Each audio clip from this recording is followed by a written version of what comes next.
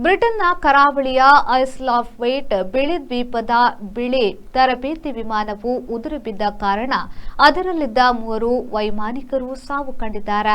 ಇಂಗ್ಲೆಂಡಿನ ತೆಂಕಣ ಕರಾವಳಿಯಲ್ಲಿದೆ ಈ ಬಿಳಿ ದ್ವೀಪ ಪ್ರದೇಶ. ನಾರ್ಥುಂಬ್ರಿಯಾ ಹೆಲಿಕಾಪ್ಟರ್ ಸಂಸ್ಥೆಯು ಇಲ್ಲಿ ತರಬೇತಿ ನಿರ್ವಹಿಸುತ್ತಿದೆ. ಸ್ಯಾಂಡೌನ್ ವಿಮಾನ ನಿಲ್ದಾಣದಿಂದ ಮೇಲಕ್ಕೆ ಹಾರಿದ ಇವರ ಹೆಲಿಕಾಪ್ಟರ್ ರಿಬಿನ್ಸನ್ R442 ಹೆಲಿಕಾಪ್ಟರ್ ಪತನ ಕಂಡಿತು. ಮೇಲೇರಿದ ಅರ್ಧ ಗಂಟೆಯ ಬಳಿಕ ಹೆಲಿಕಾಪ್ಟರ್ ಇನ್ನೇನು ತರಬೇತಿ ಮುಗಿಸಬೇಕು ಎನ್ನುವಾಗ ಸಂಕ್ಲಿನ್ ಸಮೀಪದ ಹೊಲದಲ್ಲಿ ಉರುಳಿಬಿದ್ದಿದೆ. ಅದರಲ್ಲಿದ್ದ 3 ತೀವ್ರ ಗಾಯಗೊಂಡಿದ್ರು. ಸೌತಾಂಪ್ಟನ್ ತೀವ್ರ ನಿಗಾ ಘಟಕಕ್ಕೆ ಸಾಗಿಸಲಾಯಿತಾದರೂ ಉಸಿರು ಅಲ್ಲಿಯ ತನಕ ಉಳಿಯಲಿಲ್ಲ ಎನ್ನಲಾಗಿದೆ. ವೈಮಾನಿಕ ತನಿಖಾ ತಂಡವು ಹೆಲಿಕಾಪ್ಟರ್ ಬಿದ್ದ ಸ್ಥಳದಲ್ಲಿ ಕಾರಣಕ್ಕಾಗಿಯೇ ತನಿಖೆ ನಡೆಸುತ್ತಿದೆ. ಹೆಲಿಕಾಪ್ಟರ್ ಸುತ್ತುತ್ತಾ ಕೆಳಕ್ಕೆ ಬಿತ್ತು ಎಂದರೆ ಕಣ್ಣಾರೆ ಕಂಡವರೊಬ್ಬರು ತಿಳಿಸಿದ್ದಾರೆ.